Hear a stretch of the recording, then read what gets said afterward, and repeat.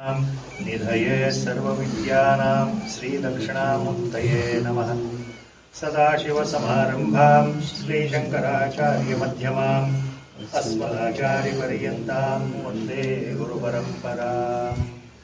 ॐ नमो भगवते विराजेश्वराय। ॐ श्रीगणेशाय नमः। ॐ श्रीमहासरस्वत्यै नमः। वसुदेवसुतं देवं कंसचाणूरमर्दनं देवकी परमानन्दं कृष्णं वन्दे जगद्गुरुं। मूकं करोति वाचालं पङ्गुं लङ्घयते गिरिं यत्कृपातमहं वन्दे परमानन्दमाधवम्। नारायणं नमस्कृत्य नरं चैव नरोत्तमं देवीं सरस्वतीं व्यासं ततो जयमुदीरये। हरि ओಂ तत्सत्। ಹೋದ ಸಲ ನಮ್ಮ 5ನೇ ಅಧ್ಯಾಯ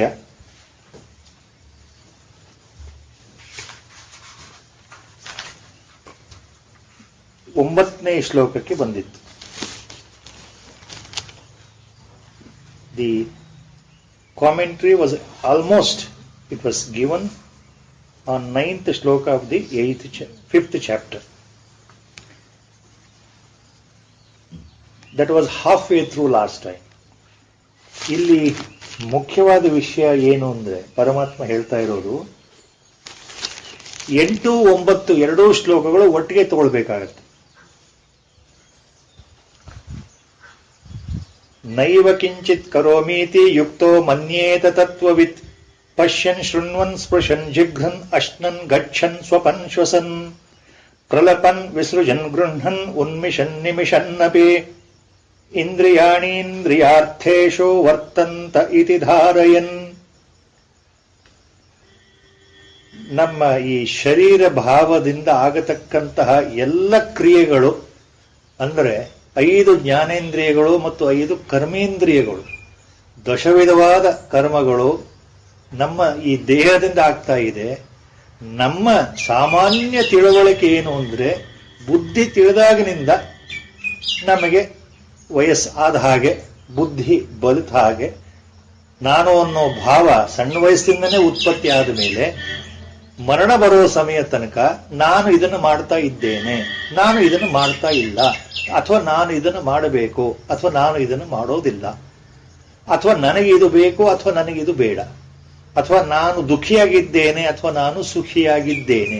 ಈ ಎಲ್ಲಾ ಭಾವಗಳ ಹಿಂದಿರತಕ್ಕಂಥ ರಹಸ್ಯವನ್ನ ಭಗವಂತ ಇಲ್ಲಿ ಈ 2 ಶ್ಲೋಕದಲ್ಲಿ ಹೇಳ್ತಾ ಇದ್ದಾನೆ. ಇದು ಮುಖ್ಯವಾಗಿ 2 ಶ್ಲೋಕಗಳು ಯಾರಿಗೆ ಸಂಬಂಧಪಡುತ್ತೆ ಅಂದ್ರೆ, ನೈವ ಕಿಂಚಿತ್ ಕರೋಮಿ ಇತಿ ಮನ್ಯೇತ್ ಯುಕ್ತಃ ತತ್ವವಿತ್. ಇಲ್ಲಿ ಭಗವಂತ ಕೊಡ್ತಾ ಇರೋ ಸೂಚನೆ ಏನು ಅಂದ್ರೆ, ಯುಕ್ತನಾಗಿರ್ತಕ್ಕಂತಹ ಅಂದ್ರೆ ಎಲ್ಲವನ್ನೂ ತಿಳಿದುಕೊಂಡಿರ್ತಕ್ಕಂತಹ, ಕರ್ಮಯೋಗದ ರಹಸ್ಯವನ್ನೂ ಅರ್ಥ ಮಾಡಿಕೊಂಡಿರ್ತಕ್ಕಂತಹ, ನಿಷ್ಕಾಮ ಕರ್ಮಯೋಗಿಯಾಗಿರ್ತಕ್ಕಂತಹ ತತ್ವವಿತ್ ಅಂದ್ರೆ ಜ್ಞಾನಿಯು. The one who is a ಮಹಾಪುರುಷ ಆರ್ ಎ ಸಂತ, ಒನ್ ಹೂ ಇಸ್ ಅ ಆತ್ಮನಿಷ್ಠ, or the one who has really understood the reality. ಸ್ವರೂಪ ಅನುಸಂಧಾನ ಅನುಭವಕ್ಕೆ ಬಂದಿರತಕ್ಕಂತಹ, ಅರಿವಿನಲ್ಲಿ ಇರತಕ್ಕಂತಹ ಆ ಪ್ರಾಜ್ಞ ವ್ಯಕ್ತಿ ಅಂದ್ರೆ ಜ್ಞಾನಿ, the wise man. Lord is hinting at the wise man, at the knowledgeable person ಅಂದ್ರೆ ದ ಜೀವನ್ ಮುಕ್ತಾರ್ ಮಹಾಸಂತಾರ್ ಮಹಾಪುರುಷ. ಮಹಾಪುರುಷ ಹೇಗೆ ಇರಬೇಕು, ಸಂತನಾದವನು ಹೇಗಿರಬೇಕು, ಯುಕ್ತನಾದ ಯೋಗಿಯಾಗಿರ್ತಕ್ಕಂತಹ ತತ್ವವಿದನಾಗಿರ್ತಕ್ಕಂತಹ ತತ್ವದರ್ಶಿ ಹೇಗಿರಬೇಕು ಅಂತ ಭಗವಂತ ಸೂಚನೆ ಕೊಡ್ತಾ ಇದ್ದಾನೆ. ಅಂದ್ರೆ ಅಲ್ಲಿ ಜ್ಞಾನಿಗಳು ಹೇಗೆ ಇರ್ತಾರೆ ಅಂತ ನಮಗೆ ತೋರಿಸ್ತಾ ಇರೋದು. ದಿ 2 ಶ್ಲೋಕಾಸ್ which go together, this is last time it was told. Acharya ರಾಮಾನುಜರು ಹೇಳುವ ಹಾಗೆ, these 2 shlokas together when you read, it is very difficult to understand, very difficult to really understand. ಇದು ನಮಗೆ ಅರ್ಥ ಆಗೋದು ತುಂಬಾ ಕಷ್ಟ ಇದೆ ಅಂತ ಆಚಾರ್ಯರು ಹೇಳಿಬಿಟ್ಟಿದ್ದಾರೆ. Why the Mahatman say like that?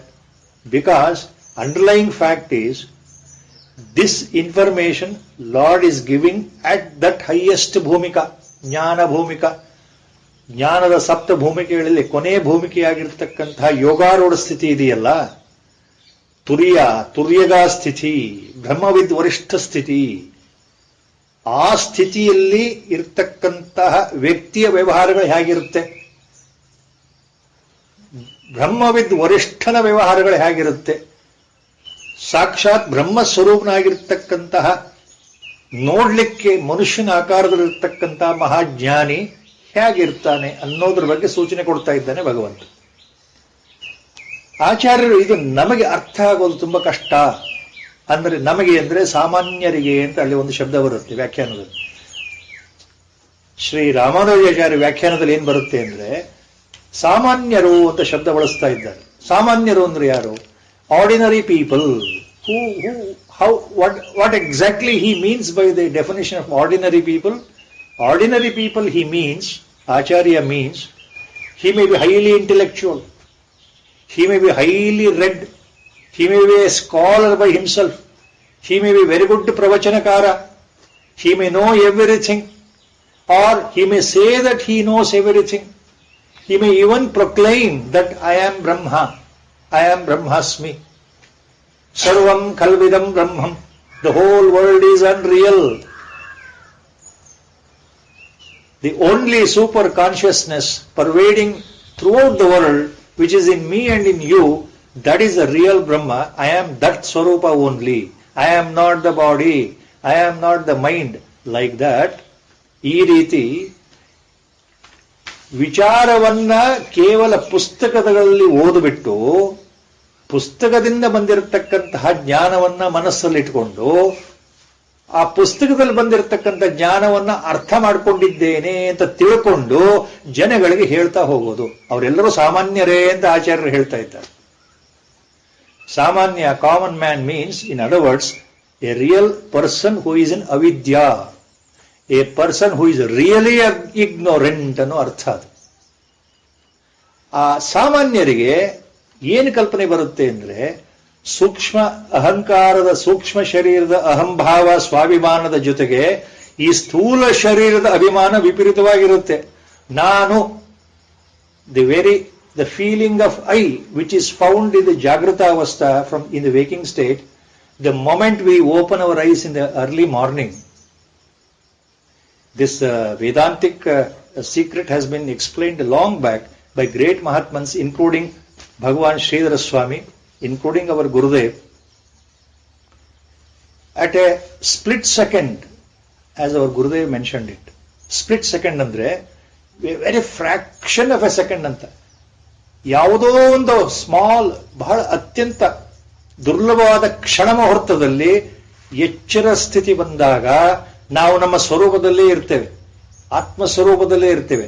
ಅದು ಕಾಲಾವಕಾಶದಲ್ಲಿ ಹೇಳಬೇಕು ಅಂದ್ರೆ ಕಾಲಗಳನ್ನೇ ಸಿಗುವಂಥದ್ದಲ್ಲ, ಅತ್ಯಂತ ಕ್ಷಣವಾದ ವಿಷಯ, ಬಹಳ ಲಘುವಾದ ಸಮಯ ಅದು. ಒಂದು ಸೆಕೆಂಡಿನ 1,000ನೇ ಭಾಗನೋ, ಸೆಕೆಂಡಿನ 1,00,000ನೇ ಭಾಗವೋ, 10,000ನೇ ಭಾಗವೋ ಆಗಿರ್ಬೋದು. ಪ್ರತಿಯೊಬ್ಬರಿಗೂ ಪ್ರತಿ ಸಮಯದಲ್ಲೂ ಎಚ್ಚರ ಆದಾಗ ಆ ಒಂದು ಕ್ಷಣ ಇದೆಯಲ್ಲ, very small fraction amount of A time we are in our ಸ್ವರೂಪ ಭಾವ ಓನ್ಲಿ. ಎಷ್ಟೋ ಸಲ ಅನುಭವಕ್ಕೆ ಬಂದಿರಬಹುದು ಎಲ್ಲರಿಗೂ. ಎಚ್ಚರ ಆಗುವ ಸಮಯದಲ್ಲಿ ಒಂದು ಕ್ಷಣ ನಾನು ಎಲ್ಲಿದ್ದೇನೆ ಗೊತ್ತಿರೋದಿಲ್ಲ, ನಾನು ಯಾರು ಕಲ್ಪನೆ ಇರೋದಿಲ್ಲ. ಆ ಒಂದು ಕ್ಷಣ ದಾಡ್ತಿದ್ದಂಗೆ ನಾನು ಹಾಸಿಗೆ ಮೇಲೆ ಮಲಗಿದ್ದೇನೆ, ಎಚ್ಚರ ಆಯಿತು, ಅಲ್ಲಿಂದ ಶುರು. So the waking state, the moment you understand who you are, means Maya, according to all Acharyas' definitions. Sharira Bhava comes back, the ego comes back, Aham Bhava comes back, which was totally subdued in deep sleep, comes back. ಮನಸ್ಸನ್ನ, ಬುದ್ಧಿಯನ್ನ ಆವರಿಸ್ಕೊಳ್ಳುತ್ತಲ್ಲ ಅಜ್ಞಾನ, ಅದರ ಮೂಲಕ ಬಂದಿರತಕ್ಕಂಥ ಮಾಯೆ, ಅವಾಗ ನಾನು ಇಂಥವನು, ನಾನು ಮಲಗಿದ್ದೆ, ಎಚ್ಚರ ಆಯಿತು, ಹಾಸಿಗೆ ಮೇಲೆ ಮಲಗಿದ್ದೇನೆ. ಅಲ್ಲಿಂದ ನಮಗೆ ರಾತ್ರಿ ನಿದ್ದೆ ಬರೋ ತನಕ ನಾವು ವ್ಯವಹಾರದಲ್ಲೇ ಇರ್ತೇವಲ್ಲ. ಆ ವ್ಯವಹಾರದಲ್ಲಿದ್ದಾಗ ನಾನು ಅನ್ನೋ ಭಾವ ಇದೆಯಲ್ಲ, ಆ ನಾನು ಅನ್ನೋ ಭಾವ ಇದ್ದಾಗ ಶರೀರ ಭಾವ, ಆ ಭಾವದಲ್ಲೇ ನಾನು ಯೋಚನೆ ಮಾಡೋದಾದ್ರೆ ಈ ಎರಡೂ ಶ್ಲೋಕಗಳು ಅರ್ಥ ಆಗೋದಿಲ್ಲ. ಅದು ಮುಖ್ಯವಾದ ಇಲ್ಲಿ ಪ್ರಸಂಗ. Pashyan Shrunvan Sprashan Jigran Ashnan Gachan Swapan Shasan Pralapan Visrajan Grunhan Unmishan Nimishan Napi Yella Karigal. The 5 Jnanendriyas and their actions, 5 Karmendriyas and their actions, including action, thought process in the mind, all put together. ಪ್ರತಿಯೊಂದನ್ನು ಜ್ಞಾನಿ ಹೇಗಿರ್ತಾನೆ, ಅವನು ಇದೆಲ್ಲ ಮಾಡ್ತಾ ಇದ್ರು ಅವನೇನು ಮಾಡ್ತಾ ಇಲ್ಲ ಅಂತ ತಿಳ್ಕೊಳ್ಬೇಕು. ಇದು ಭಗವಂತನ ಆಜ್ಞೆ. ಒಬ್ಬ ಜ್ಞಾನಿಯು ಈ ರೀತಿ ತಿಳ್ಕೊಳ್ಬೇಕು, ನಾನೇನು ಮಾಡ್ತಾ ಇಲ್ಲ. ಜ್ಞಾನೇಶ್ವರ ಮಹಾರಾಜರು ಬಹಳ ಚೆನ್ನಾಗಿ ವ್ಯಾಖ್ಯಾನ ಕೊಟ್ಟಿದ್ದಾರೆ.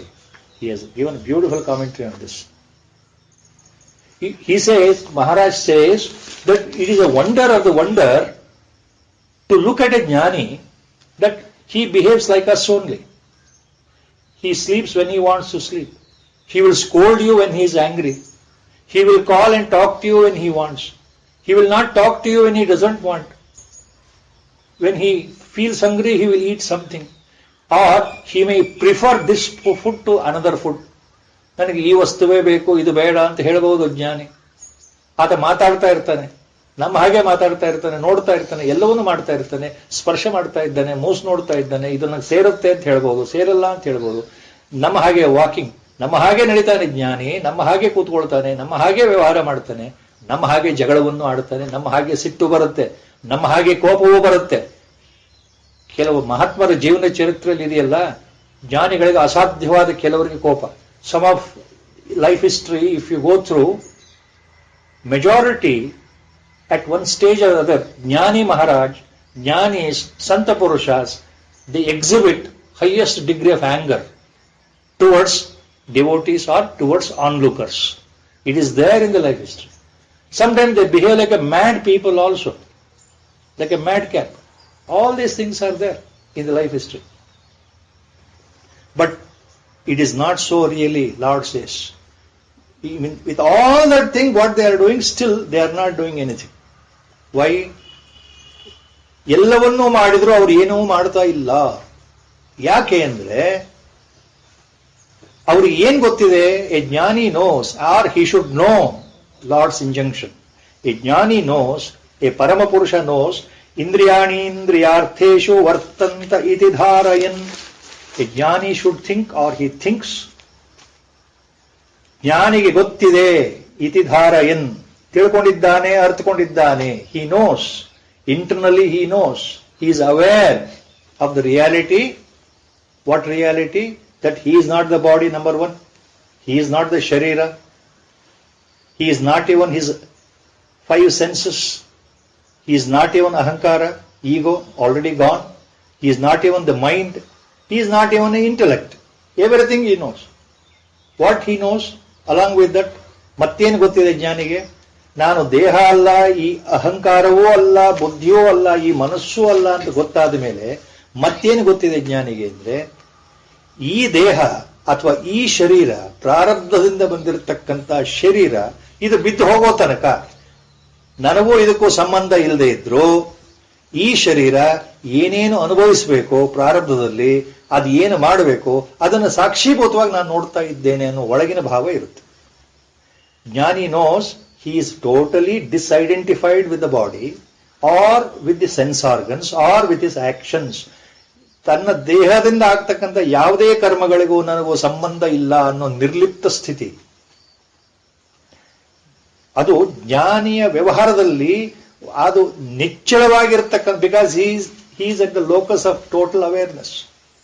ಆತ್ಮಸ್ಥಾನದಲ್ಲಿ, ಕೇವಲ ಆತ್ಮ ಸ್ವರೂಪನಲ್ಲಿ, ಆ ಸ್ವರೂಪದಲ್ಲಿಯೇ ಸ್ಥಿತನಾಗಿರ್ತಕ್ಕಂತಹ, ನಿಷ್ಠನಾಗಿರ್ತಕ್ಕಂತಹ ಆತ್ಮನಿಷ್ಠ ಬ್ರಹ್ಮನಿಷ್ಠ ಜ್ಞಾನಿಗೆ ನಾನು ಅಂದ್ರೆ ದೇಹ ಅನ್ನೋ ಭಾವ ಇರೋದೇ ಇಲ್ಲ. Not only in the waking state, even in the dream state. Our Gurudev was telling about once on this aspect. When I asked our Gurudev during some discussion on Vedanta, the question I put to Gurudev was very simple. Most of us, we experience dreams in our sleep, either even daytime or in the night time. Varieties of dreams, Gurudeva. Some dreams are, you recollect next day as you wake up in the morning. Some dreams we don't recollect. Some dreams are having some meaning, Some dreams are meaningless, some events, meaningless events occurring. You can't make head and tail out of it. This is all our experience. What about the jnani? My question to our Gurudev was very clear. What about the mental state of a jnani when he is sleeping? Does he also see the dreams or experience? ಅಂದಾಗ ಜ್ಞಾನಿಗಳಿಗೂ ನಿದ್ದೆ ಬಂದಾಗ ಅವ್ರು ನಿದ್ದೆ ಮಾಡೋದು ನಾವು ನೋಡ್ತೇವಲ್ಲ, ಅವ್ರಿಗೂ ಸ್ವಪ್ನ ಬೀಳ್ಬಹುದಲ್ಲ, ಕನಸು ಬೀಳ್ಬಹುದಲ್ಲ. ನಮಗೆ ಗೊತ್ತಿಲ್ಲ ಗುರುದೇವ, ಇದು ಆಗುತ್ತಾ, ಸಾಧ್ಯವಾ? ನಮಗೆ ಬೀಳ್ತಕ್ಕಂಥ ಸ್ವಪ್ನಗಳಿಗೂ ಅಲ್ಲಿ ಏನಾದ್ರು ವ್ಯತ್ಯಾಸ ಇದೆಯಾ, ಅಥವಾ ಅವರಿಗೆ ಬೀಳೋದೇ ಇಲ್ವಾ? ಅವ್ರಿಗೆ ಸ್ವಪ್ನವೇ ಬೀಳೋದಿಲ್ವಾ, ಕನಸೇ ಬೀಳೋದಿಲ್ವಾ ಗುರುದೇವ ಅಂತ ಪ್ರಶ್ನೆಗೆ ಗುರುಗಳು ಬಹಳ ಸ್ಪಷ್ಟವಾಗಿ ಉತ್ತರ ಕೊಟ್ಟರು. ದೇಹಸ್ಥಿತಿಗೆ ಅನುಗುಣವಾಗಿ, ಪ್ರಾರಬ್ಧಕ್ಕೆ ಅನುಗುಣವಾಗಿ, ಸ್ವಭಾವಕ್ಕೆ ಅನುಗುಣವಾಗಿ ಈ ದೇಹ ಬಂದಿರೋದ್ರಿಂದ, ಪಂಚಭೂತಗಳಿಂದ ಬಂದಿರೋದ್ರಿಂದ ಈ ದೇಹಕ್ಕೆ ತನ್ನ ಸ್ವಭಾವಕ್ಕೆ, ಪ್ರಕೃತಿಗೆ ಅನುಗುಣವಾಗಿ ಕನಸುಗಳು ಬೀಳಬಹುದು, ಜ್ಞಾನಿಗೂ ಬೀಳಬಹುದು. ಬೀಳಬಹುದು, these are the words used by our Gurudev. Even a jnani may be aware of the dreams in the sleep state. ವ್ಯತ್ಯಾಸ ಏನು ಅಂತ ಗುರುಗಳು ಹೇಳಿದರು. ವ್ಯತ್ಯಾಸ ಏನು ಅಂದ್ರೆ, ಸ್ವಪ್ನ ಬಿದ್ದರೂ ಸಹ, ಕನಸು ಬಿದ್ದರೂ ಸಹ ನಿಜವಾದ ಅರ್ಥದಲ್ಲಿ ಅದು ಕನಸಲ್ಲ. ಜ್ಞಾನಾವಸ್ಥೆ ತಲುಪಿರ್ತಕ್ಕಂಥ ಮಹಾಜ್ಞಾನಿಗೆ ಸ್ವಪ್ನ ಬಿದ್ದರೂ ಅದು ಸ್ವಪ್ನವೇ ಅಲ್ಲ ಅಂದ್ರೆ ಆತನು ಅಲ್ಲಿ ಸಾಕ್ಷೀಭೂತನಾಗಿ ನೋಡ್ತಾ ಇರ್ತಾನೆ. ಆತನ ಈ ಅರಿವು ಇದೆಯಲ್ಲ, ಚೈತನ್ಯ, ಆತ್ಮವನ್ನು ಬಿಟ್ಟು ಬೇರೆ ಕಡೆ ಹೋಗದೇ ಇರೋದ್ರಿಂದ, ಆತ್ಮದಲ್ಲಿ ಆತ ಸ್ಥಿತನಾಗಿರೋದ್ರಿಂದ ಸ್ವಪ್ನವನ್ನು ಆತ ಸ್ವಪ್ನದಲ್ಲಿ ನಿಂತು ಇದು ಸ್ವಪ್ನ ಅಂತ ನೋಡ್ತಾ ಇರ್ತಾನೆ. ಅಲ್ಲಿ ಯಾವ ಭಾವ ಇರೋದು, ನಿರ್ವಿಕಾರನಾಗಿರ್ತಾನೆ. This is very difficult for us to understand again. What he simple language he meant is, our Gurudev, what he said was very simple. I can understand while dreaming, I will be knowing that the dream is there. Is it possible for us to remember like that? Humanly impossible. Any psychiatrist, a doctorate degree holder in psychology or psychiatry or psychotherapy cannot understand this. Can you say, please think over that while I am dreaming in the dream state, I will be remembering that I am dreaming. ನಮಗೆ ಪ್ರತಿ ಸಲ ಕನಸು ಬಿದ್ದಾಗ, ಹಗಲು ಹೊತ್ತಿರ್ಬೋದು, ರಾತ್ರಿ ಹೊತ್ತಿರ್ಬೋದು, ಕನಸು ಬಿದ್ದಾಗ ಕನಸಲ್ಲಿ ಕನಸು ಬೀಳ್ತಾ ಇದೆ ಅಂತ ಆ ಸಮಯದಲ್ಲಿ ನಮಗೆ ಗೊತ್ತಿದೆಯಾ ಅಂದ್ರೆ ಉತ್ತರ ಗೊತ್ತಿಲ್ಲ, ಖಂಡಿತ ಇಲ್ಲ. ಕನಸು ಬಿದ್ದೋಗ್ ನೀವು ಹೇಗೆ ಹೇಳ್ತೀರಿ? ಎಚ್ಚರ ಆದ್ಮೇಲೆ ಹೇಳೋ ಮಾತಾನೆ ಅದು. ನನಗೆ ಇಂಥ ಕನಸು ಬಿದ್ದಿತ್ತು, ಈ ಕನಸು ಬಿದ್ದಿತ್ತು. ಯಾವಾಗ ಹೇಳೋದನ್ನ? ಎಚ್ಚರ ಆದ ಮೇಲೆ.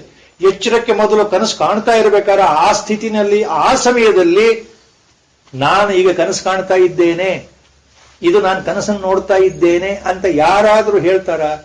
ಒಂದು ಉದಾಹರಣೆ ಕೊಡಿ. There is not a single example actually. So there is the difference between ಸಾಮಾನ್ಯ people like us and a ಜ್ಞಾನಿ. ಆದ್ರಿಂದ ಈ ಇಂದ್ರಿಯಾರ್ಥೇಶು ವರ್ತಂತ ಇತಿ ಧಾರಯನ್. ಇಂದ್ರಿಯಗಳು ತಮ್ಮ ಕೆಲಸವನ್ನ, ತಮ್ಮ ಕಾರ್ಯಗಳನ್ನ, ಕರ್ಮಗಳನ್ನ ಮಾಡ್ತಾ ಇದ್ದಾವೆ. ಪ್ರತಿ ಇಂದ್ರಿಯಕ್ಕೂ ಅದರದ್ದೇ ಆದಂತ ಒಂದು ವ್ಯವಸ್ಥೆ ಇದೆ, ಅದರದ್ದೇ ಆದಂತ ಒಂದು ವಿಶೇಷ ಶಕ್ತಿ ಇದೆ. ಆ ಶಕ್ತಿಯಿಂದ ಇಂದ್ರಿಯಗಳು ತಮ್ಮ ಕೆಲಸವನ್ನು ಮಾಡ್ತಾ ಇದೆ. ಆ ಇಂದ್ರಿಯಗಳಿಂದ ಸಂಕೇತಗಳು ಮನಸ್ಸಿಗೆ ತಲುಪ್ತಾ ಇದೆ, ಮನಸ್ಸಿನಿಂದ ಬುದ್ಧಿಗೆ ತಲುಪ್ತಾ ಇದೆ. ಆದ್ರಿಂದ ಮನುಷ್ಯ ತಿಳ್ಕೊಳ್ತಾನೆ ನಾನು ಮಾಡಿದೆ ಅಂತ. ಆದ್ರೆ ಇಲ್ಲಿ ಜ್ಞಾನಿ ತಿಳ್ಕೊಳ್ಳೋದು ಇಂದ್ರಿಯಗಳು ತಮ್ಮ ಕೆಲಸವನ್ನು ಮಾಡ್ತಾ ಇದೆ. Very simple, so simple. What lord says, A ಜ್ಞಾನಿ ಥಿಂಗ್ಸ್ ಇಂದ್ರಿಯಾರ್ಥೇಶು ವರ್ತಂತ ಇತಿ ಧಾರಯನ್. Our eyes are seeing. The function of eye is to see only. The ear, the function is to hear only. Hand, sparsha, touching, the function is the skin, touch only. Function of tongue is taste only.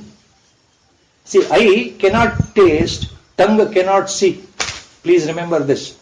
The ear cannot see, eye cannot hear. ಕಣ್ಣಿಂದ ಕೇಳಲಿಕ್ಕೆ ಸಾಧ್ಯ ಇಲ್ಲ, ಕಿವಿಯಿಂದ ನೋಡ್ಲಿಕ್ಕೆ ಸಾಧ್ಯ ಇಲ್ಲ. ಅಂದ್ರೆ ಆಯಾ ಅಂಗಗಳು, ಆಯಾ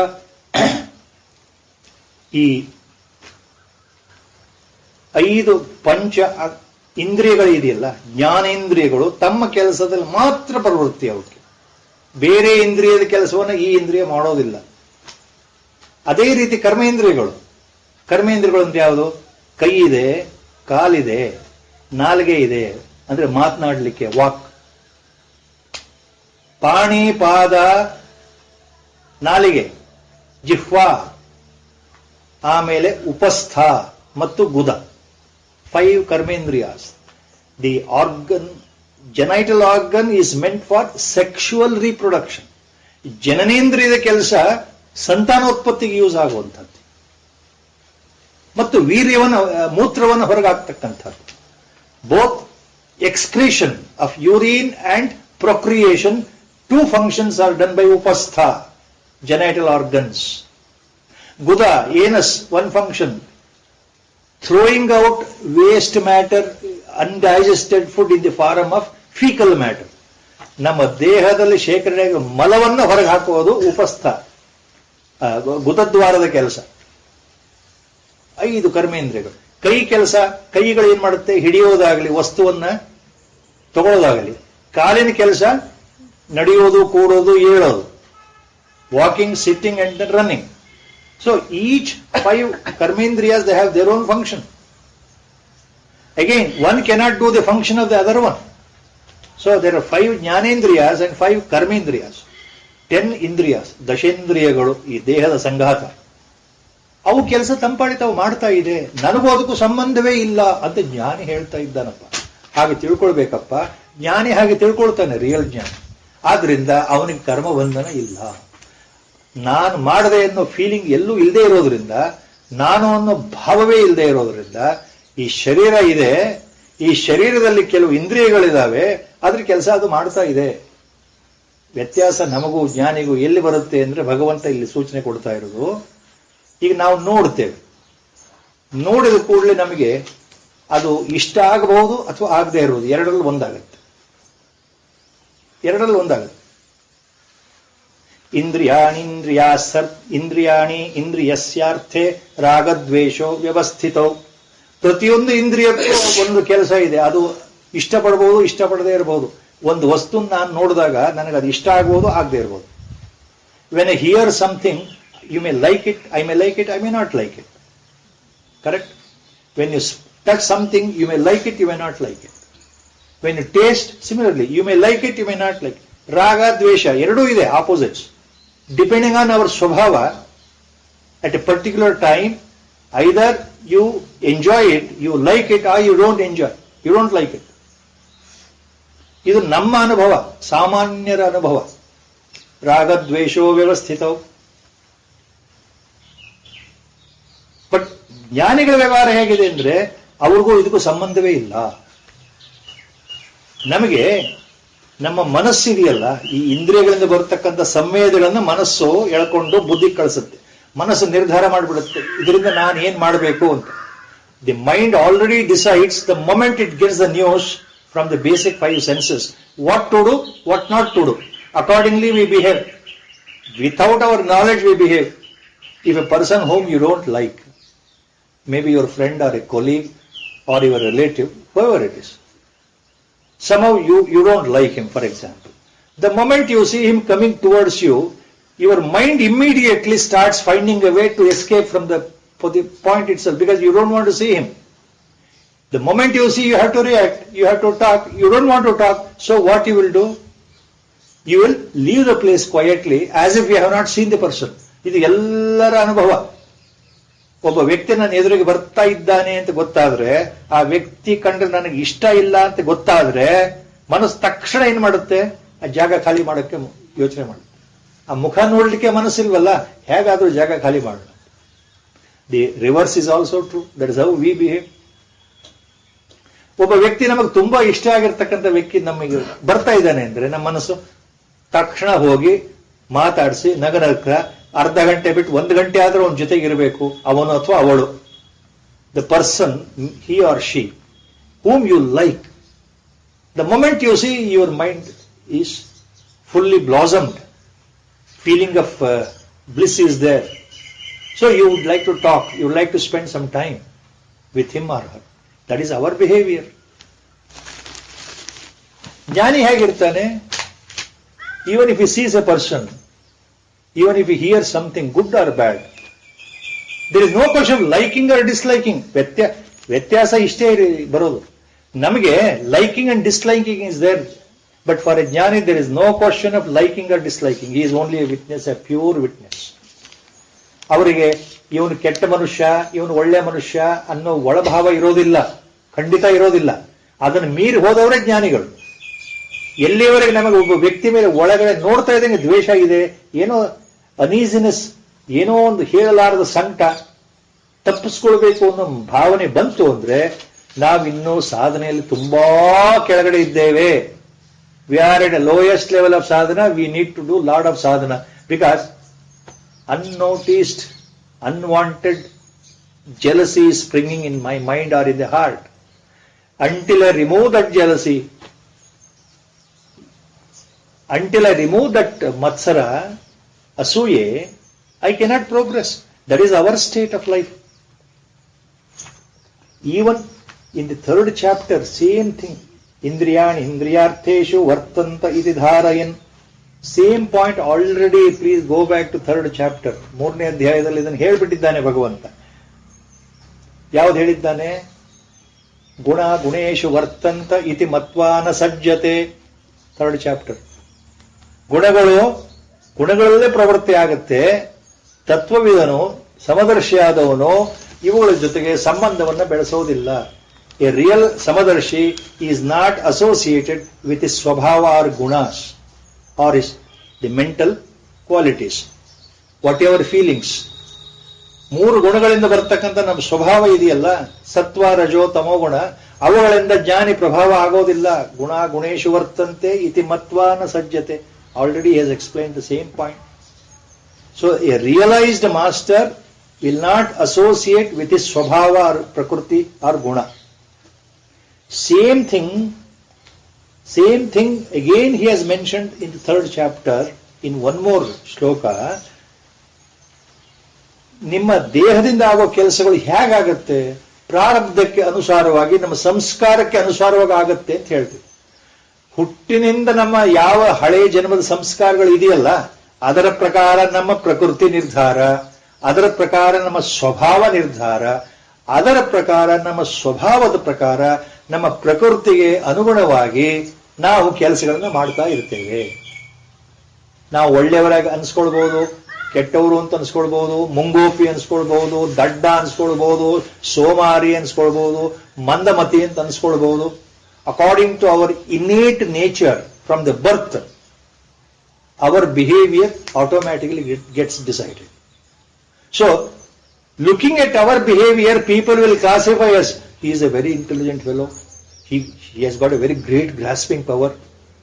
He is a very thorough gentleman. He is a highly reserved person. He is a very pious man. He is a very religious man. Or he is a useless fellow. He is a rascal. He is a scoundrel. He is a horrible fellow. He is a very cunning fellow. He is a double talking fellow. He has got 2 tongues. See, we form opinion like this on a person. Why? Based on his behavior. Why? Because that behavior is there from the birth as a samskara, innate tendencies carried over. ಆ ಮನುಷ್ಯನ ಕೆಲವು ಸ್ವಭಾವಗಳಿದೆಯಲ್ಲ, ಅದು ಹುಟ್ಟಿನಿಂದ ಪ್ರಾರಬ್ಧದಿಂದ ಬಂದಿರತಕ್ಕಂಥ ಸ್ವಭಾವ. ಅದು ಅದನ್ನು ಪ್ರಕೃತಿ, ಸ್ವಭಾವ, all these words Lord has already used. ಪ್ರಕೃತಿ ಕ್ರಿಯಮಾಣಾನಿ ಗುಣೈ ಕರ್ಮಾಣಿ ಸರ್ವಶಃ. ಪ್ರತಿಯೊಬ್ಬರು ತಮ್ಮ ತಮ್ಮ ಪ್ರಕೃತಿಗೆ, ಅಕಾರ್ಡಿಂಗ್ ಟು ದೇರ್ ಸ್ವಭಾವ, according to their innate nature, according to built in nature, they behave. That's what Lord said again in third chapter. ಪ್ರಕೃತೆ ಕ್ರಿಯಮಾಣಾನಿ ಗುಣೈ ಕರ್ಮಾಣಿ ಸರ್ವಶಃ. The behaviour according to their own ಸ್ವಭಾವ, nature. Prakriti here means their inner nature. A person who is by birth highly reserved, you must have observed. Person who is very silent.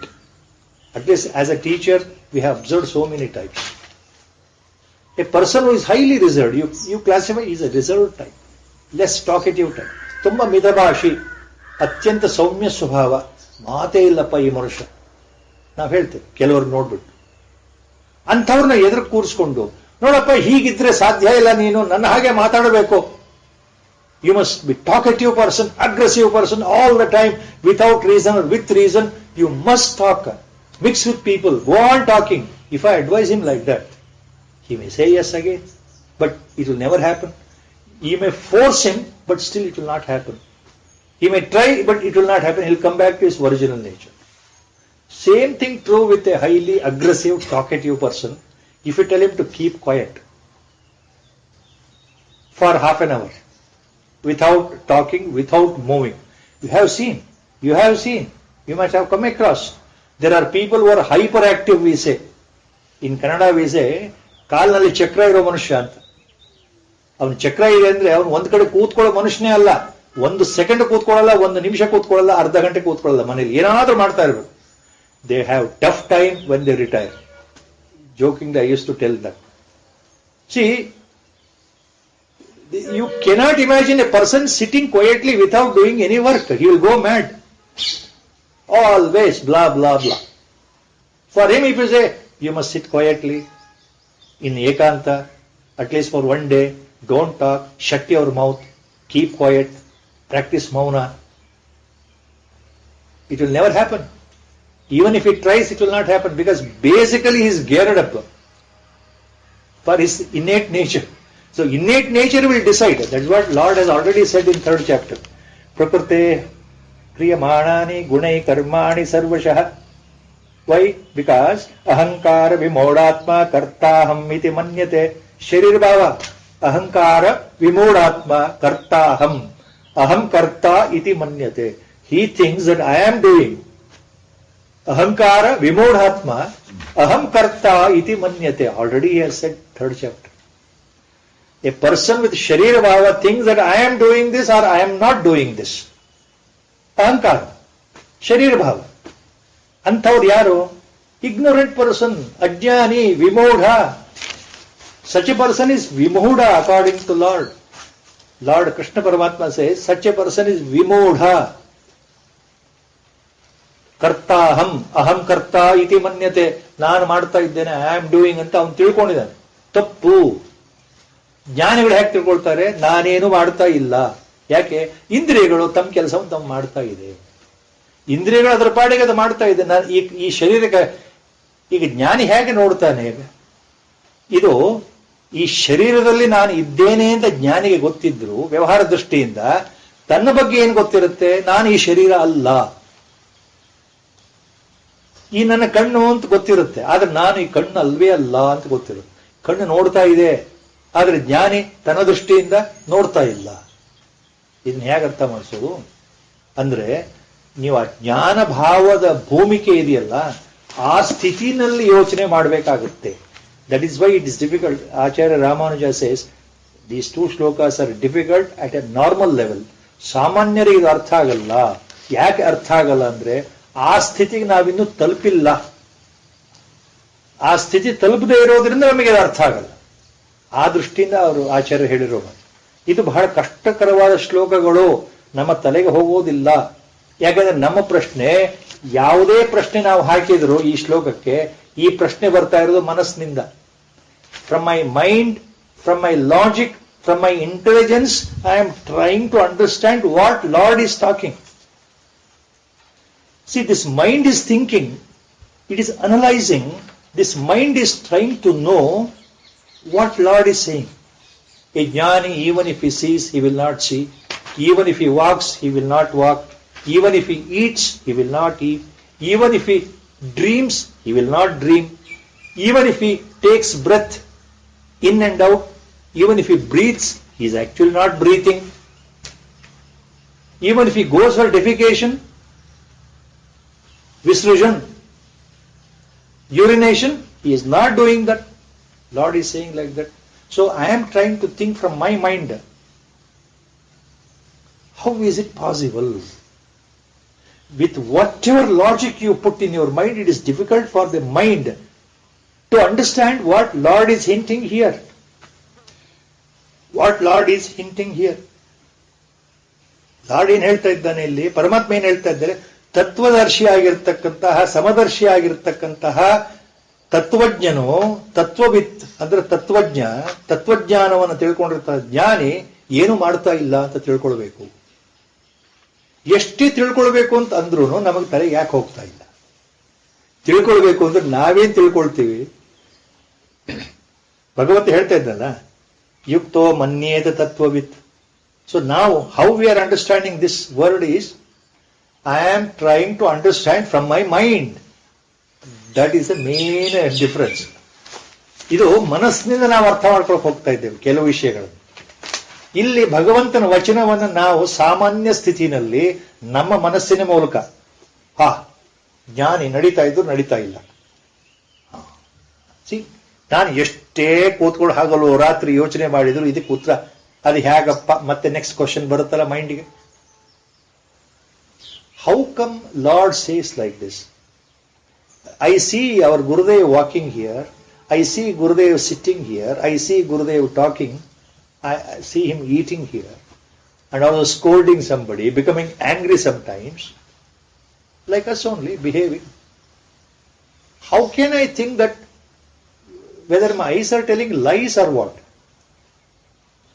I see him walking. How can I think that he is not walking? See, this is how the mind starts questioning, and you have no answer for that. ಯಾಕೆ ಇದು ನಮಗೆ ಅರ್ಥ ಆಗ್ತಾ ಇಲ್ಲ ಅಂತ ಆಚಾರ್ಯರು ಹೇಳ್ತಾ ಇದ್ದಾರೆ. ಇದು because the reason is very simple. We are thinking from our mental level. Certain things are beyond your mind. ಅದು ಅರ್ಥ ಆಗಿಬಿಟ್ರೆ at least if this is understood, ಯಾವುದು ಯಥೋ ವಾಚೋ ನಿವರ್ತಂತೆ ಅಪ್ರಾಪ್ಯ ಮನಸಾ ಸಹ, ಉಪನಿಷತ್ ಪ್ರಮಾಣಗಳು ನಮಗೆ. ಉಪನಿಷತ್ತೇ proof.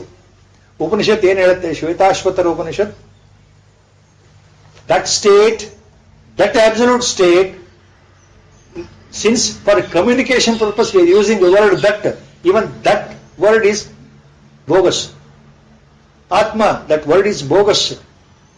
Brahma, that word is also bogus. Bogus andre eno? It is not the absolute thing it is indicating, it's only pointing at it. No word can explain, no word can reach. Similarly, mind cannot reach. So, I am thinking from the mind only. And the mind cannot reach, as Nisargadatta Maharaj once referred this point so beautifully. His sentence was so beautiful.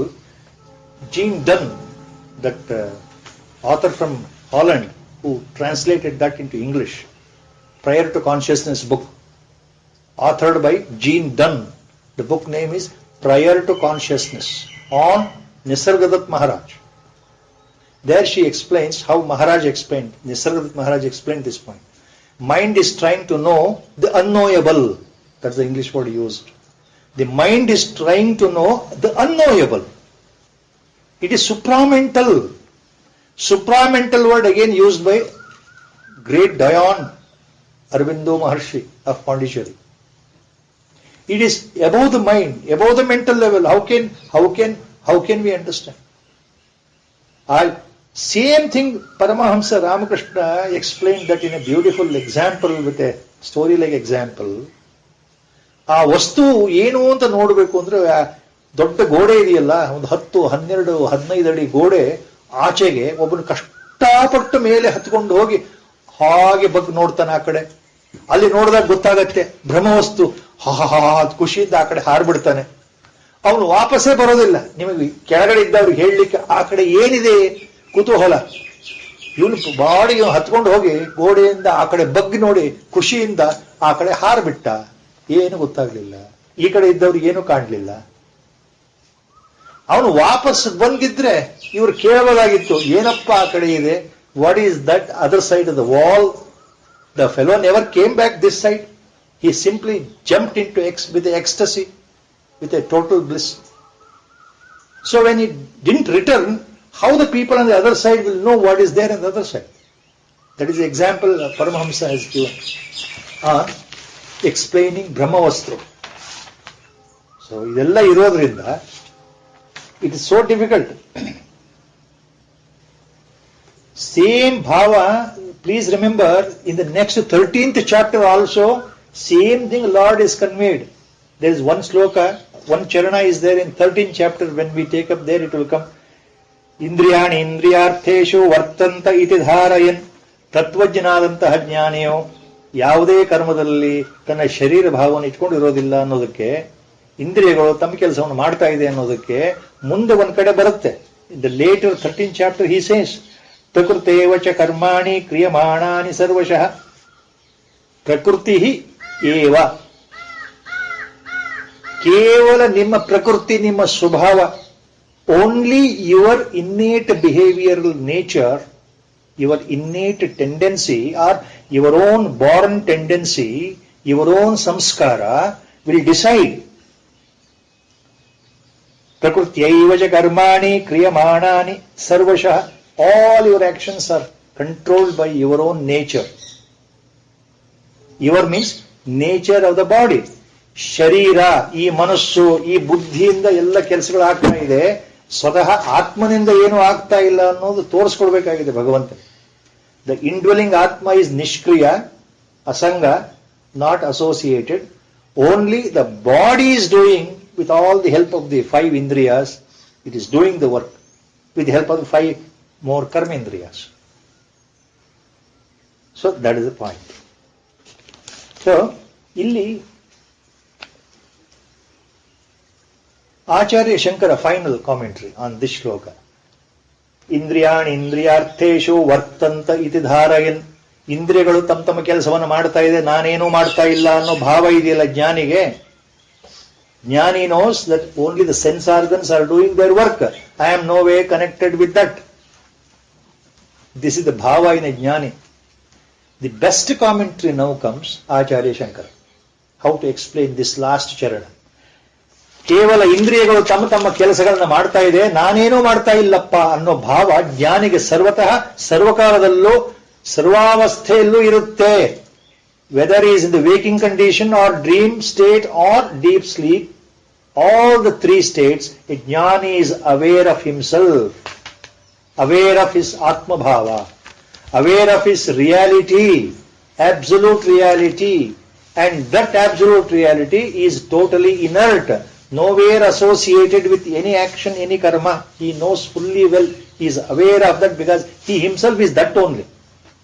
ಅವರು ಅದೇ ಆಗಿರೋದ್ರಿಂದ ನಾನೇನು ಮಾಡ್ತಾ ಇಲ್ಲ ಅಂದ್ರೆ ನಾನು ಅನ್ನೋದು ಯಾವುದಕ್ಕೆ ಹೇಳ್ತಲ್ಲಿ, ಆತ್ಮನೇ ಆತ್ಮನ ಬಗ್ಗೆ ಅರಿವಿಟ್ಕೊಂಡು ಆತ್ಮನ ಸ್ವರೂಪದಲ್ಲೇ ಇರೋದ್ರಿಂದ, ಅಲ್ಲಿ ಬೇರೆ ವ್ಯಕ್ತಿ ಯಾರು ಇಲ್ಲೇ ಇರೋದ್ರಿಂದ he is always silent. He is a silent pure consciousness, a pure divine consciousness, and he is a pure witness. ಕೇವಲ ಪರಮ ಚೈತನ್ಯ ಯುಕ್ತನಾಗಿರ್ತಕ್ಕಂಥ ಸಾಕ್ಷಿಯಾಗಿ ಮಾತ್ರ ಇರ್ತಾನೆ ಜ್ಞಾನಿ.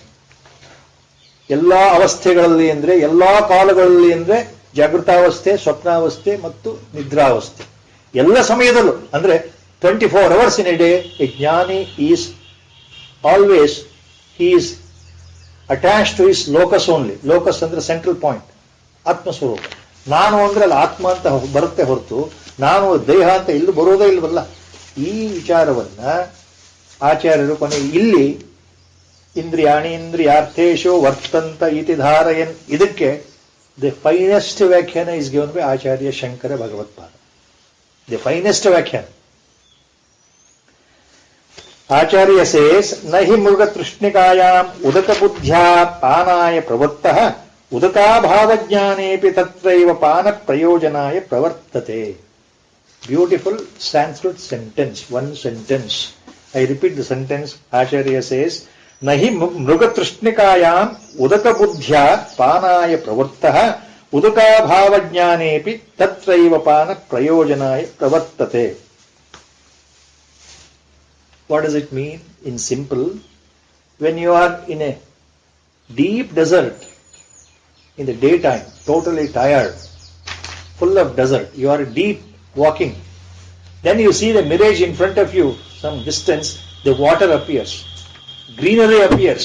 There is a mirage, that there is a oasis is there, trees are there, green leaves are there, and there is a water level is there, bluish line. You think that water is there. That is a mirage. ಅಲ್ಲಿ ನಡೀತಾ ಇರಬೇಕಾದ್ರೆ ಮರುಭೂಮಿನಲ್ಲಿ ತುಂಬಾ ಬಳಲಿದಾಗ ಬಿಸಿಲು ಕಾದು ಹೋದಾಗ ಸೂರ್ಯ ಮೇಲಿದ್ದಾಗ ನಮ್ಗೆ ಎದುರುಗಡೆ ನಮ್ಗೇನ್ ಕಾಣುತ್ತೆ? ಮರೀಚಿಗೆ ಕಾಣುತ್ತೆ, ನೀರಿದೆ ಅಂತ ಕಾಣುತ್ತೆ. ಎಲ್ಲೋ ನೀರಿದೆ ಅಂತ ಆಪ್ಟಿಕಲ್ ಇಲ್ಯೂಷನ್, ಕಣ್ಣಿಗೆ ಕಾಣ್ತಾ ಇದೆ, ಅಲ್ಲಿನೋ ಮರಗಳ ತರ ಕಾಣ್ತಾ ಇದೆ, ನೀರಿದೆ ಅಂತ. ಬಾಯಾರಿಕೆ ಆಗ್ತಾ ಇದೆ, ಅಲ್ಲಿ ನೀರಿದೆ ಅಂತ ಓಡಿ ಓಡಿ ಸುಸ್ತಾಗಿ ಅಲ್ಲಿ ಹೋದ್ರೆ ಅಲ್ಲಿ ಏನೂ ಇಲ್ಲ, ಬರೀ ಮರಳೇ ಇದೆ. ನೀರಿದೆ ಅಂತ ತಿಳ್ಕೊಂಡು ನಾವು ಓಡಿದ್ವಿ, ಬಾಯಾರಿಕೆ ಆಗಿದೆ, ನೀರು ಕುಡಿಬೇಕು, ಅಲ್ಲಿ ನೀರಿದೆ ಅಂತ ಓಡಿದ್ವಿ, ಅಲ್ಲಿ ಕೊನೆಗೆ ಅಲ್ಲಿ ಸಿಕ್ಕಿದ್ ಮರಳೆ. ಆವಾಗ ಜ್ಞಾನ ಬರುತ್ತೆ, ಏನೋ ಅಯ್ಯೋ ಇದು ಮರೀಚಿಕೆ, ಇದು ಬಿಸಿಲು ಮರೀಚಿಕೆ, it is only mirage. I thought there was a water, but there is no water here, it is full of sand only. It is only mental illusion, it is optical illusion, it is a trick. My eyes thought that there is water, but there is no water. So our jnana, after realizing that, after becoming aware of that jnana, that there is no water other than sand, only sand is there everywhere, then do you search again in search of the same mirage? There is a question Acharya has put it. ಯಾವಾಗ ಅಲ್ಲಿ ಮರೀಚಿಕೆ ಇಲ್ಲ, ಅದು ಬರೀ ಮರೀಚಿಕೆ, ನಿಜವಾದ ನೀರು ಇಲ್ಲ ಅಂತ ಗೊತ್ತಾದ್ಮೇಲೆ ಮತ್ತೆ ಮತ್ತೆ ನೀನು ಅಲ್ಲಿ ನೀರಿಗೆ ಹುಡುಕ್ತೀಯನಪ್ಪ. ಅಲ್ಲಿ ಮರಳಿದೆ ಅಂತ ಗೊತ್ತಾದ್ಮೇಲೆ, ಖಂಡಿತ ನೀರಿಲ್ಲ ಅಂತ ಗೊತ್ತಾದ್ಮೇಲೆ, ಓಹೋ ಇಲ್ಲೆಲ್ಲರ ಕಾಣುತ್ತಾ, ನೀರು ಕಾಣುತ್ತಾ ಅಂತ ಹುಡುಕ್ತೀವ? ಅನುಭವಕ್ಕೆ ಬಂದ್ಬಿಡ್ತು, ಇದೇನಿದ್ರು ಹಗಲು ಮರೀಚಿಕೆ ಅಂತ ಗೊತ್ತಾಯ್ತು, ಇದು ಭ್ರಾಂತಿ ಅಂತ ಗೊತ್ತಾಯ್ತು. ಅಲ್ಲಿ ನೀರಿದೆ ಅಂತ ಭ್ರಾಂತಿಯಾಗಿತ್ತು ಮೊದಲು, ನಿಜವಾಗ್ಲೂ ನೀರಿಲ್ಲಪ್ಪ ಅಲ್ಲಿ ಬರೀ ಮರಳಿದೆ ಅಂತ ಗೊತ್ತಾಯ್ತು. ಭ್ರಾಂತಿ ಹೋದ ಮೇಲೆ ನೀವು ನೀರಿಗೆ ಹುಡುಕಲ್ಲ. ಹಾಗೆ ಶರೀರ ಭಾವ ಅಜ್ಞಾನದಿಂದ ನಾನು ಅನ್ನೋ ಭ್ರಾಂತಿ ಇದೆಯಲ್ಲ, ಅಲ್ಲಿವರೆಗೂ ನಮ್ಮ ವ್ಯವಹಾರಗಳು ನಾನು ಮಾಡಿದೆ. ಈ ಭ್ರಾಂತಿ ಶರೀರ ಭಾವ ಹೋದ ಮೇಲೆ ನಾನು ಮಾಡದೆ ಅಂತ ಎಲ್ಲಿ ಬರುತ್ತೆ? ಬರೋದಿಲ್ಲ ಜ್ಞಾನಿಗೆ ಅನ್ನೋ ಅರ್ಥ.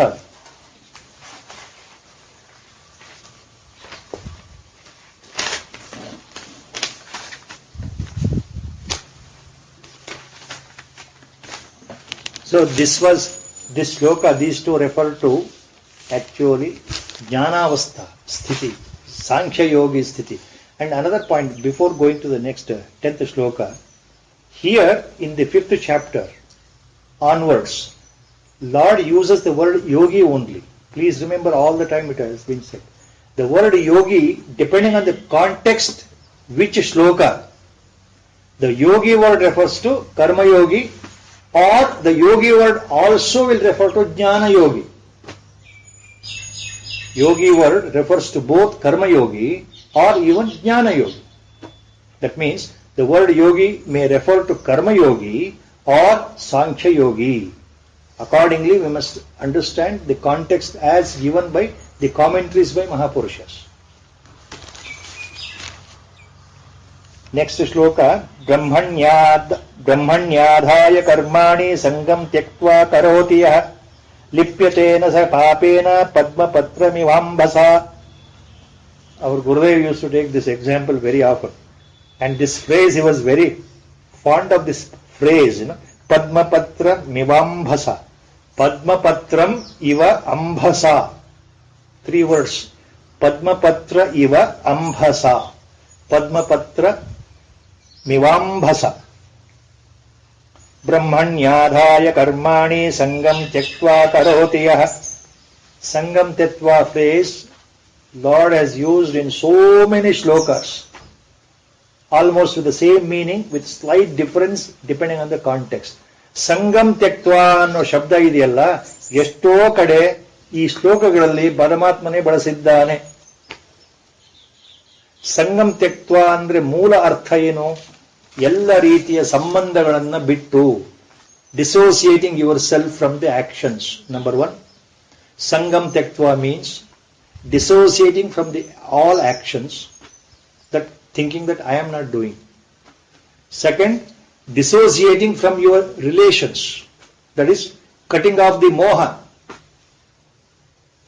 ಸಂಬಂಧಗಳನ್ನ ಬಿಟ್ಟು, ಸಂಬಂಧಗಳು ಅಂದ್ರೆ ನಾನು ನನ್ನವರು ಅನ್ನೋ ಸಂಬಂಧ ಇದೆಯಲ್ಲ, these people are mine, they are not mine, only these people are mine. So cutting such association among your own kith and kins, Sangam ತ್ಯಕ್ತ್ವ. ಈ 2 ಅರ್ಥಗಳು ಬರುತ್ತೆ. Third simple meaning is Sangam ತ್ಯಕ್ತ್ವ means knowing that you are Atma Swarupa, there is no action or karma in Atma. ಆತ್ಮನಲ್ಲಿ ಯಾವ ಕ್ರಿಯೆಯೂ ಇಲ್ಲ. ಆತ್ಮ ಯಾವತ್ತಿದ್ರೂ ನಿಷ್ಕ್ರಿಯ. ಅಂದ್ರೆ ಆತ್ಮನು ಏನು ಮಾಡೋದಿಲ್ಲ, ಆತ್ಮನು ನೋಡೋದಿಲ್ಲ, ಆತ್ಮನು ಕೇಳೋದಿಲ್ಲ, ಆತ್ಮನು ಓಡೋದಿಲ್ಲ, ಆತ್ಮನು ಕೂಡೋದಿಲ್ಲ.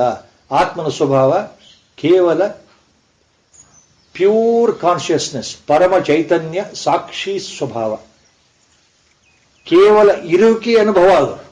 Only it is a total awareness that you are present. The sense of presence in the pure highest form is atma. We are trying to explain the word which cannot be explained.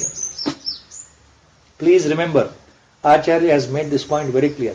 What all the whole of Vedanta talking about Atma is only to make somehow to explain what cannot be explained by any particular word. There is no limit because it is beyond limitation. It is boundless. It is infinite. Satyam Jnanam Anantam Brahma. Upanishad Vachana is there. Why the word Ananta is used? Satyam Jnanam Anantam Brahma. These three are not qualities. Brahma ಅನ್ನೋ ವಸ್ತುವಿಗೆ ಇವು ವಿಶೇಷಣಗಳು ಅಲ್ಲ. Satya is not a quality of Brahma. Jnana is not a quality of Brahma. Anantam, infinite, not a quality of Brahma. It is Brahma itself. Brahma itself is Satya Swarupa. Brahma itself is Jnana Swarupa.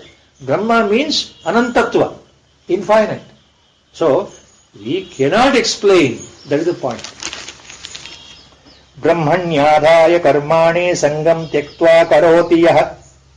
The one, Brahmanyadaya karmani sangam tyaktva karoti. The one who does all his action without association, without associating himself with the action, ನಾನು ಮಾಡ್ತಾ ಇದ್ದೇನೆ ಅನ್ನೋ ಭಾವದ ಬಿಟ್ಟು, ನಾನು ಮಾಡ್ತಾ ಇಲ್ಲ ಅನ್ನೋ ಭಾವವನ್ನೇ ಇಟ್ಕೊಂಡು ತನ್ನ ಎಲ್ಲಾ ಕೆಲಸಗಳನ್ನ ಮಾಡೋದು. ಹೇಗೆ ಮಾಡೋದು?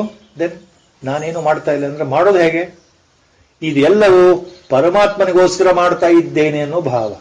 ಇಲ್ಲಿ ಮತ್ತೆ ಕರ್ಮಯೋಗಿಯ ಪ್ರಶಂಸೆ. ದಿಸ್ ಶ್ಲೋಕ again Lord is reverting to Karma Yogi. He is extolling the virtue of Karma Yogi. Previous two shlokas he explained about Jnana Avastha, highest state of a Jnani. Now suddenly again focus is shifted. Now he is telling about Karma Yogi. How a Karma Yogi does the work? Dissociating himself, offering all his actions to God only. ನಾನು ಏನು ಮಾಡ್ತಾ ಇದ್ದೇನೆ ಇದು ಭಗವಂತನಿಗೋಸ್ಕರ ಮಾಡ್ತಾ ಇದ್ದೇನೆ ಅನ್ನೋ ಭಾವ. ಆವಾಗ ಏನಾಗುತ್ತೆ, ಇದು ಭಗವಂತನಿಗೆ ಮಾಡ್ತಾ ಇದ್ದೇನೆ ಅಂತ ಮನಸ್ಸಲ್ಲಿ ಇಟ್ಕೊಂಡ್ರೆ ನಾನು ಮಾಡ್ತಾ ಇದ್ದೇನೆ ಅಂತ ಆಗೋದಿಲ್ಲ. Very our Gurudev, that's why our Gurudev, how much we have to say how lucky we are, how he is to hammer the point. The easiest way, the simple way to follow Bhagavad Gita is follow this Karma Yoga. If you cannot think at the level of a Jnanam, at least think from your own level. If you are thinking that you cannot have, Atma Bhava, if you think that you cannot give up Sharir Bhava, ನಾನೇನು ಮಾಡ್ತಾ ಇಲ್ಲ ಅಂತ ಹೇಗೆ ಅರ್ಥ ಮಾಡ್ಕೊಳ್ಳೋದು ಗುರುಗಳೇ? ನಮಗಾಗೋದಿಲ್ವಲ್ಲ. ಈ ನಾನು ಅನ್ನೋದು ಬಿಡೋದು ಹೇಗೆ? ನಮಗಾಗೋದಿಲ್ಲ. ನಾನು ಅಂದ್ರೆ ಇಂಥವನೇ. ಆದ್ರೆ ನೀವು ಮರಿಬೇಕು ಅಂತ ಹೇಳ್ತಾ ಇದ್ದೀರಿ, ಹೇಗೆ ಸಾಧ್ಯ? ಅಹಂಕಾರವನ್ನು ಬಿಡ್ಲಿಕ್ಕೆ ಆಗ್ತಾ ಇಲ್ಲ ನನಗೆ. ಈಗೋ ಅಂದ್ರೆ ಶರೀರ ಭಾವ ಬಿಡಕ್ ಆಗಲ್ಲ ನನಗೆ, ಏನ್ ಮಾಡಿದ್ರು ಆಗಲ್ಲ. ನಾನು ಅಂದ್ರೆ ಇಂಥವನು, ಅದು ಯಾಕಪ್ಪ ಬಿಡೋದು? ಹೌದು ಗುರುಗಳು, ಅದು ಹೇಗೆ ಬಿಡೋದು? ಅದಕ್ಕೆ ಎರಡನೇ ಉಪಾಯ ಭಗವಂತ ಹೇಳ್ತಾ ಇರೋದನ್ನ ಗುರುಗಳು ಹೇಳಿದ್ರು. ಯಾರಿಗೆ ಒಂದೇ ಏಟಿಗೆ ಸಾಧನೆ ಸಮಯದಲ್ಲಿ, ಸಾಧನಾ ಮಾರ್ಗದಲ್ಲಿ ಶರೀರ ಭಾವ ಬಿಡಕ್ ಆಗೋದಿಲ್ವೋ, what is the first step? ಸೋಪಾನ ಕ್ರಮ ಇಟ್ಕೊಳ್ಳಿಯಪ್ಪ. You think you are so and so, okay. You are thinking that you are a male member, you are thinking you are a female, okay.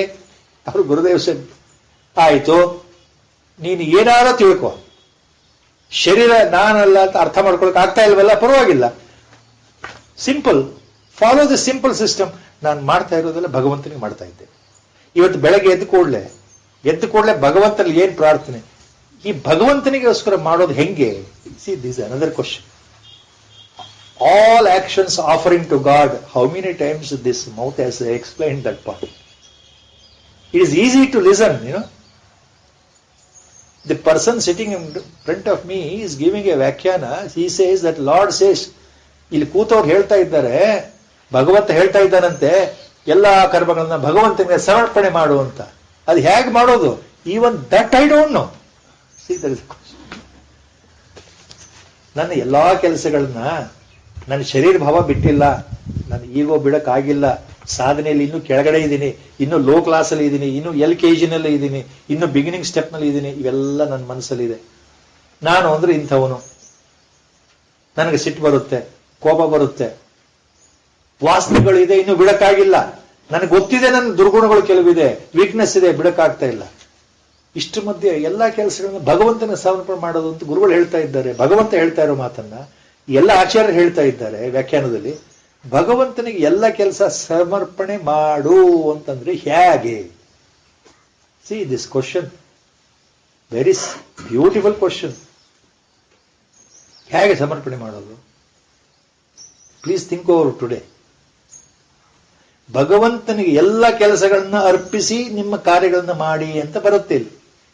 ಬ್ರಹ್ಮಣ್ಯಾಧಾಯ ಕರ್ಮಾಣಿ ಸಂಗಂ ತ್ಯಕ್ತ್ವಾ ಕರೋತಿ ಯಹ. ಯಾವ ವ್ಯಕ್ತಿ ಸಂಗಂ ತ್ಯಕ್ತ್ವಾ ಬ್ರಹ್ಮಣ್ಯಾಧಾಯ ಕರ್ಮ ಕರೋತಿ, ಎಲ್ಲವನ್ನು ಬ್ರಹ್ಮನಿಗೆ ಅಂದ್ರೆ ಪರಮಾತ್ಮನಿಗೆ ಬಿಟ್ಟುಬಿಟ್ಟು ಪರಮಾತ್ಮನಿಗೆ ವಹಿಸಿಕೊಟ್ಬಿಟ್ಟು ತನ್ನ ಕರ್ಮಗಳನ್ನು ಮಾಡ್ತಾನೋ ಅಂತಹ ವ್ಯಕ್ತಿ.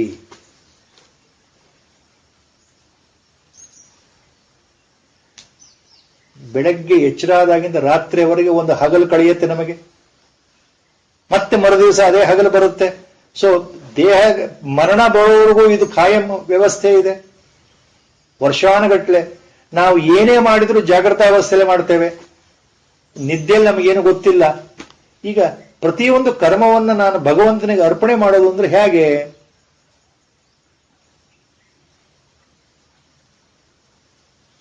ಈ ಪ್ರಶ್ನೆ ಎಂದಾದ್ರೂ ನಮ್ಮ ಮನಸ್ಸಿಗೆ ಬಂದಿದೆಯಾ? Have we thought on this question? 100 times Gurudev has said, all Vyakhyanakaras, Pravachanakaras, they have told about what Lord says. The Vedanta says same thing. Offer everything to God as a yajna, in the form of yajna. ಎಲ್ಲವನ್ನು ಯಜ್ಞ ರೂಪದಲ್ಲಿ ಭಗವಂತನಿಗೆ ಅರ್ಪಣೆ ಮಾಡಪ್ಪ, ನಿನ್ನೆ ಕರ್ಮಗಳನ್ನು ನೀನು ಮಾಡು. ನನಗೆ ಈ ಜನ್ಮಕ್ಕೆ ಅರ್ಥ ಆಗಲ್ಲ.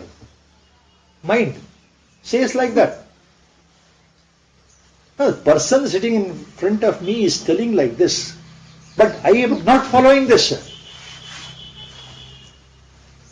So, when this question long back, such doubts, simple doubts, I asked Gurudev, what it actually means by offering all our karmas to God. ಪರಮಾತ್ಮನಿಗೆ ನಮ್ಮ ಎಲ್ಲ ಕರ್ಮಗಳನ್ನ ಸಮರ್ಪಣೆ ಮಾಡೋದು ಅಂದ್ರೆ ನಮ್ಮ ಜವಾಬ್ದಾರಿನ ಪರಮಾತ್ಮ ಕೊಟ್ಕೊಡೋದು ಅಂದ್ರೆ ಅರ್ಥ ಏನು? ಹೇಗೆ? How? Then our Gurudev explain this. Practical, very practical ಆಗಿ ಹೇಳಿದ್ರು. ಅದು we have to follow that practical. Know the simple answer, as soon as you wake up in the morning,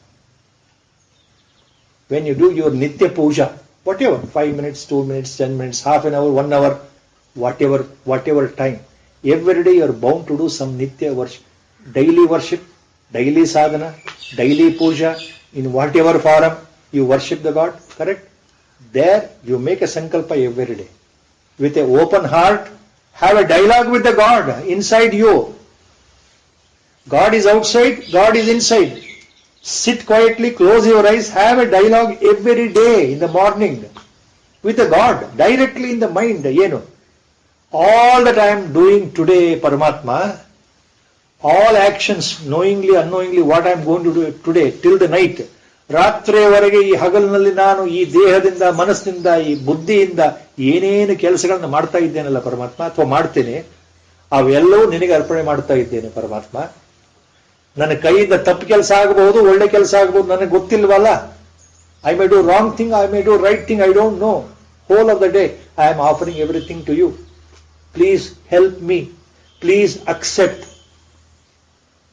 ಇದ್ರ ಬರ್ತಕ್ಕಂಥ ಪುಣ್ಯ ಫಲ ಇದೆಯೋ ಪಾಪ ಫಲ ಇದೆಯೋ, whatever actions I am doing today, whether it earns ಪುಣ್ಯ ಆರ್ ಪಾಪ, whether virtuous deed or horrible deed, ಶುಭ ಕರ್ಮ ಆರ್ ಅಶುಭ ಕರ್ಮ, ಸತ್ಕರ್ಮ ಆರ್ ದುಷ್ಕರ್ಮ, I don't no.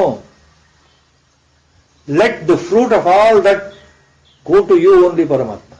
I don't want the fruit of ಶುಭ ಕರ್ಮ or ಅಶುಭ ಕರ್ಮ.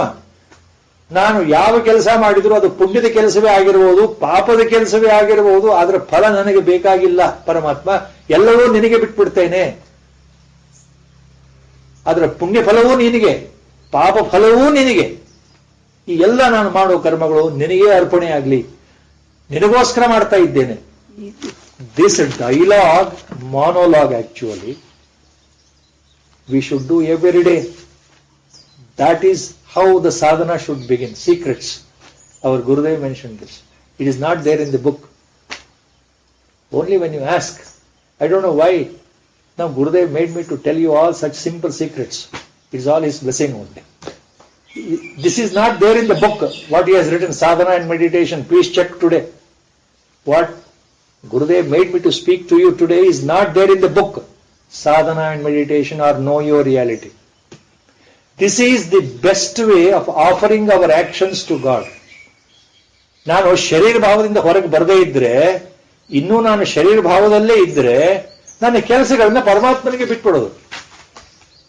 ಈ ಭಾವದಲ್ಲಿ ಈ ರೀತಿ ಮಾಡೋದ್ರಿಂದ ನನ್ನ ಕೆಲಸಗಳು, ನಾನು ಮಾಡೋ ಕರ್ಮಗಳು ಆತನೇ ಜವಾಬ್ದಾರ, ಆತನಿಗೆ ಅರ್ಪಣೆ, ಆತನೇ ಜವಾಬ್ದಾರ. ಆವಾಗ ಮನಸ್ಸು ನಿಶ್ಚಿಂತೆ ಆಯಿತು, ಮನಸ್ಸು ನಿರಾಳವಾಯಿತು. ಆವಾಗ ನೀವು ಬೆಳಗ್ಗೆ ನಿಮ್ಮ ಕೆಲಸಗಳನ್ನು ಮಾಡ್ತಾ ಹೋಗಿ. ಮತ್ತೆ ಬೆಳಗ್ಗೆ ಎದ್ದಾಗ ಮರುದಿವಸ ಇದೇ ಪ್ರಾರ್ಥನೆ ಇರಬೇಕು. ಈ ರೀತಿ ಮಾಡೋದ್ರಿಂದ ಪರಮಾತ್ಮನ ಜೊತೆಗೆ ನಮ್ಮ ಸಂವಾದ ಪ್ರತಿನಿತ್ಯ ಆಗೋದ್ರಿಂದ ಮನಸ್ಸು ಗೊತ್ತಿಲ್ಲದೆ ಶುಭ್ರವಾಗ್ತಾ ಹೋಗುತ್ತೆ, ಮನಸ್ಸು ಗೊತ್ತಿಲ್ಲದೆ ಶುದ್ಧವಾಗ್ತಾ ಹೋಗುತ್ತೆ. Mental purification occurs gradually, our Gurudev said. Your vasanas will come down gradually, our Gurudev said like this. All unwanted, unvirtuous deeds you will never do gradually, our Gurudev said like this. One by one, you climb up in the steps of sadhana. Your mind becomes calmer and calmer, quieter and quieter.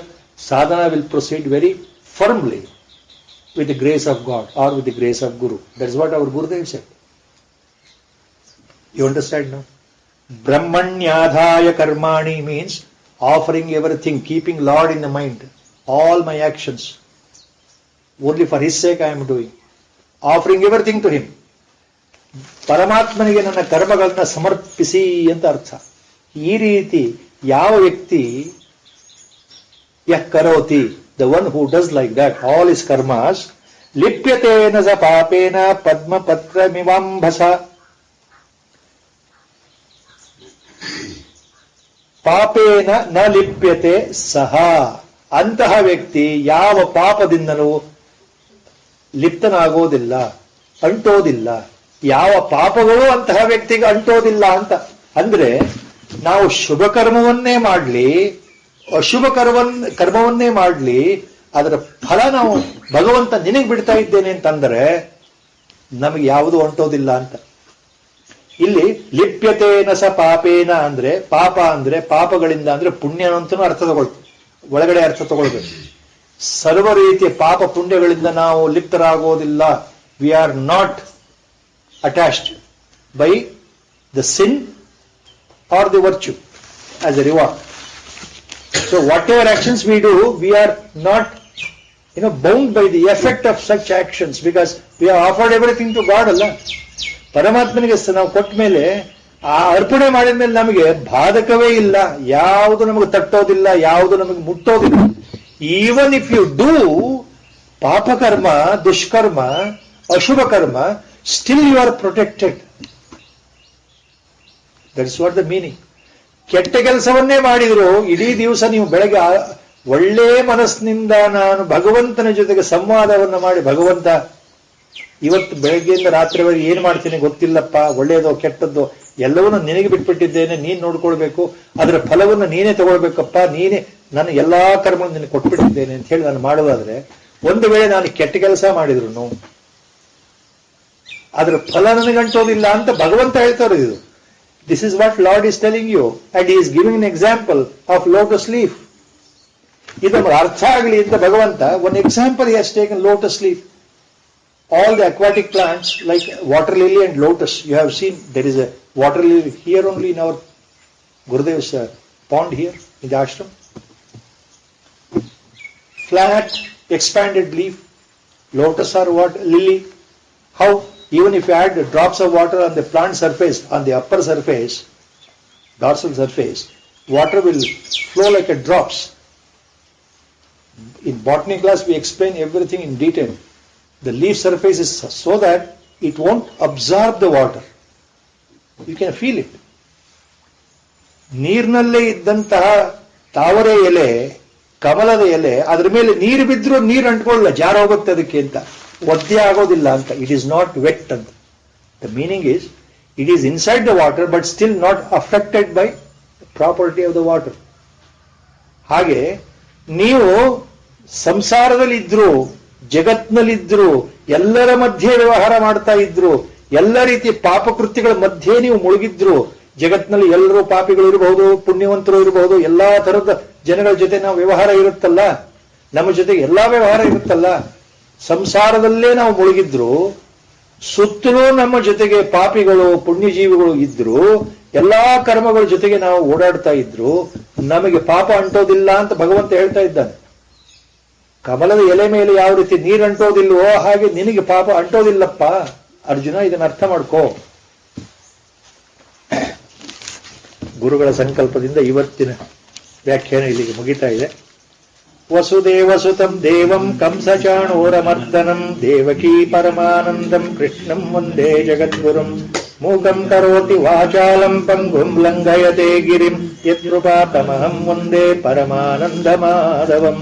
ನಾರಾಯಣಂ ನಮಸ್ಕೃತ್ಯ ನರಂ ಚೈವ ನರೋತ್ತಮಂ ದೇವೀಂ ಸರಸ್ವತೀಂ ವ್ಯಾಸಂ ತತೋ ಜಯಮುದೀರಯೇತ್. ಹರಿ ಓಂ ತತ್ಸತ್. ಓಂ ನಮೋ ಭಗವತೆ.